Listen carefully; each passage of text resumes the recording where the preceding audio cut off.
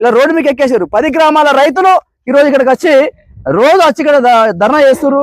వీళ్ళు ఏ గవర్నమెంట్ పట్టించుకుంటారు, ఏ leader పట్టించుకుంటలేడు, MLA phone చేసినా కూడా పట్టించుకుంటలేడు. ఇప్పుడు నేను కూడా ఇంతకుముందు నేను ఫోన్ చేసి ఎమ్మెల్యే ఫోన్ చేసినా నో రెస్పాన్స్.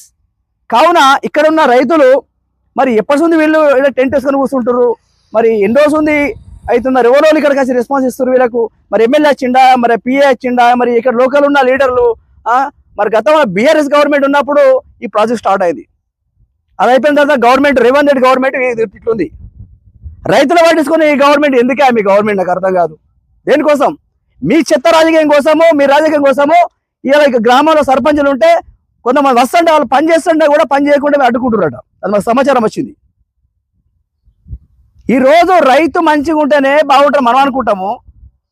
వాస్తవానికి నిజం చెప్పాలంటే ఇప్పుడు ఇంకొక విషయం ఏంటంటే తెలంగాణపై ఇంకోటి విషయం, పత్తి వండితే 3 ఏళ్ళు తగ్గింది రైతులది, పల్లి వండితే 3 ఏళ్ళు తగ్గింది. బీరుకు 30 రూపాయలు పెంచారు, పనికిరాని బీరుకు.